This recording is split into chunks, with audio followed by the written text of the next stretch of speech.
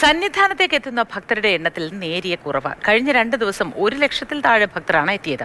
30% ഭക്തർ കാനനപാത വഴി സന്നിധാനത്തേക്ക് എത്തുന്നുണ്ട്. രാഹുൽ ജി നാഥുടെ വിവരങ്ങളുമായി. Rahul, good morning. നേരിയ കുറവ് അനുഭവപ്പെട്ടിട്ടുണ്ടല്ലോ, അതെന്തായിരിക്കും കാരണം? നേരിയ കുറവ് അനുഭവപ്പെടുന്നുണ്ട്. ഒരു പക്ഷേ മകരവിളക്കിനോടടുത്ത ദിവസങ്ങളിൽ വന്ന ശേഷം ഇവിടെ തുടരാൻ ആഗ്രഹിക്കുന്ന ഭക്തരുടെ ഒരു വലിയ നിര എന്തായാലും ഉണ്ടാകും. അതിനുവേണ്ടിയാണോ ഇപ്പോൾ ഈ ആളുകളുടെ എണ്ണം കുറയുന്നത് എന്ന് അറിയില്ല. എന്തായാലും നിലവിൽ 2 ദിവസമായി ഈ 1 ലക്ഷത്തിന് താഴെയാണ് കുറവുള്ളത്. കഴിഞ്ഞ ദിവസം 95,690 ഭക്തരാണ് സന്നിധാനത്തേക്ക് എത്തിയത്. ഇപ്പോഴും കാത്തിരിപ്പ് കുറയുന്നില്ല. കാരണം ഈ പരമ്പരാഗത കാനനപാത വഴിയും ആളുകൾ വരുന്നുണ്ട്. അപ്പോൾ അതിൽ കൃത്യമായി അവർ എത്തുന്ന സമയം പല സമയങ്ങളിലെത്തുന്നു.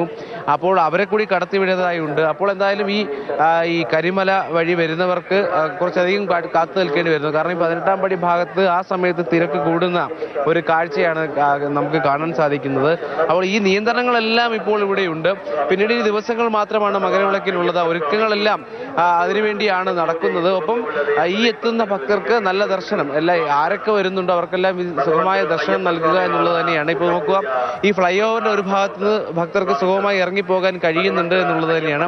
അത് ഈ പറയുന്നത് പോലെ പമ്പ മുതലുള്ള നിയന്ത്രണങ്ങളുടെ ഭാഗമായാണ് അവർക്ക് ഇത്ര സുഖകരമായി ദർശനം നടത്താൻ കഴിയുന്നത്, ആ നിയന്ത്രണങ്ങൾ. പക്ഷെ അപ്പോഴും ഇന്നലെ മുതൽ നമ്മൾ പറയുന്നതാണ്, പ്രതിസന്ധിയാകുന്നത് കാത്തുനിൽപ്പാണ്.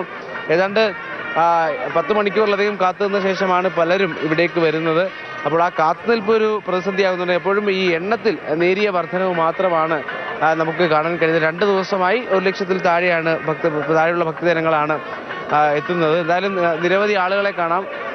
ഭൂരിഭാഗവും അയൽ സംസ്ഥാനങ്ങളിൽ നിന്നെത്തുന്ന ഭക്തജനങ്ങളാണ്. അവരാണ് ഇപ്പോൾ എന്തായാലും ഈ ദിവസങ്ങളിലൊക്കെ വരിക.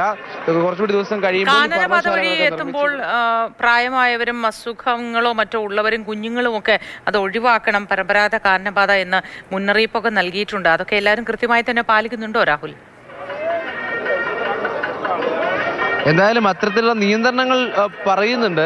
നമ്മളിപ്പോൾ ഈ പുല്ലുമേഴി വഴി വരുന്ന ആളുകളെ കാണുമ്പോൾ പ്രായമായവരൊക്കെ വരുന്നുണ്ട്. എപ്പോഴും കാണുന്ന ഒരു കാഴ്ച, NDRF സംഘം അവരിവിടേക്ക് എത്തുമ്പോൾ അവശത അറിയിക്കുമ്പോൾ ഇവിടെ നിന്ന് കിലോമീറ്ററുകൾ അപ്പുറം പോയാണ് പലരെയും എടുത്തുകൊണ്ട് വരുന്നത്. അപ്പോൾ ഈ ഫോറസ്റ്റിന്റെ ഭാഗമായി നിൽക്കുന്നവരും NDRFിന്റെ ഭാഗമായി നിൽക്കുന്നവരൊക്കെ ആ ഒരു പ്രതിസന്ധി അനുഭവിക്കുന്നുണ്ട്. പിന്നീട് പലതവണ ഈ കരിമലയൊക്കെ കയറി മലയ്ക്ക് വന്നവർക്ക് മക്കൾക്കൊപ്പം അല്ലെങ്കിൽ മറ്റ് ആശ്രിതർക്കൊപ്പമാണ് അവർ ഈ കാനനപാത വഴി വരണമെന്ന ആഗ്രഹവുമായി വരുന്നത്. അപ്പോൾ അങ്ങനെയുള്ളവരും ഉണ്ട്. എന്തായാലും എങ്കേന്ന് പറയാം, திருவாரூர் பம்பை 9 மணிக்கு நேற்று 9 மணிக்கு கிளம்பணும்.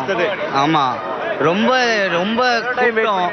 இது கிட்டத்தட்ட 10 hours வரைக்கும். ஆமாம், ரொம்ப முடியல எங்களால். நிறைய கூட்டம் இருக்கா? ஆமாம், கூட்டம் இருக்கு. நாங்கள் பெருவழிப்பாதையிலேருந்து வந்தோம். எரிமேலியில் நார்மலாக இருந்தது. இங்கே பம்பா வந்ததுக்கப்புறம் பார்த்தீங்கன்னா எந்த வழி வந்து பெருவழி எரிமேலியிலேருந்து பெரும்பாதை. எத்தனை டைம் எடுத்து இங்கே நாங்கள் 4 மணிக்கு முக்குழி வந்தோம். முக்குழியில் லாக் பண்ணிட்டாங்க.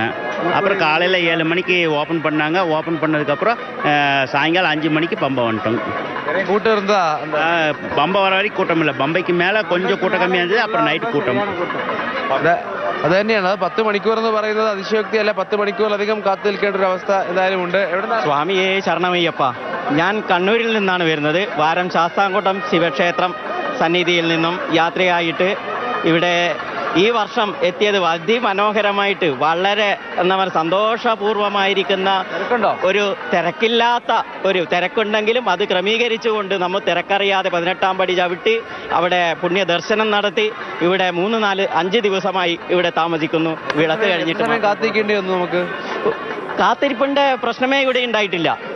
ശബരിപീഠത്തിൽ നിന്നും കുറച്ച് ആളുകളെ വിട്ടുകൊണ്ട് യാതൊരുവിധ ബുദ്ധിമുട്ടും ഇല്ലാതെ കണ്ട് കുടിവെള്ളം മുതൽ എല്ലാ സൗകര്യം ഒരുക്കി തന്നിരിക്കുന്നു ഈ വർഷം. ഏറ്റവും ഒടുവിൽ കാണാനെത്തിയ അയ്യപ്പനെ വെറുതെ കാണാനെത്തിയല്ല. കഴിഞ്ഞ ഈ വിഷു നാളില് ഞാൻ ശില്പിയാണ്, ദാരുശില്പിയായ ഒരു ദാരുബിംബം ഇവിടെ സമർപ്പിച്ചിട്ടുണ്ടായിരുന്നു. അത് ആദ്യമായി കാണാനെത്തുകയും ആ സന്നിധിയിൽ വെച്ച് മുഖർശങ്കിൽ ഹരിവരാസനം വായിക്കുകയും ചെയ്തു. അതിനെല്ലാ സൗകര്യവും ദേവസ്വം ബോർഡ് എനിക്ക് ഒരുക്കി തന്നു. അങ്ങനെ ആഗ്രഹവും അങ്ങനെ ഒരു കാഴ്ചയും കൂടെ ഉണ്ടല്ലേ? അതെ, വളരെ സന്തോഷകരമായി. എല്ലാവരും നല്ല ഇരിക്കാൻ വേണ്ടി പറഞ്ഞു. അങ്ങനെ 2 മണിക്കൂർ ദേവസ്വം ഓഫീസിൽ ഇരുന്നിട്ടാണ് ഞാൻ ഇവിടെ പുറത്തേക്ക് പോയത്. അത് തന്നെയാണ്, പല ആഗ്രഹങ്ങളും സ്മരണകളുമായി പോകാൻ വേണ്ടി എത്തിയവരാണ്. അതുകൊണ്ട് തന്നെ കാത്തിരിപ്പ് വലിയ സന്തോഷമുള്ള പ്രശ്നമാകുന്നില്ല കാര്യങ്ങൾ സഫലമാകുമ്പോഴുള്ള മനുഷ്യന്റെ ആനന്ദം അതാ മുഖത്തുണ്ട്. രാഹുൽ, എല്ലാ മനുഷ്യർക്കും അതിന് സാധിക്കട്ടെ. ഈ ഭക്ത ജനങ്ങൾക്ക് എല്ലാവർക്കും വളരെ ഭംഗിയായി തന്നെ ദർശനം നടത്തി തിരികെ എത്താൻ കഴിയട്ടെ. രാഹുൽ ജി നാഥാണ് വിവരങ്ങൾ പങ്കുവച്ചത്. നല്ല ദിവസം ആശംസിക്കുന്നു രാഹുലിന്.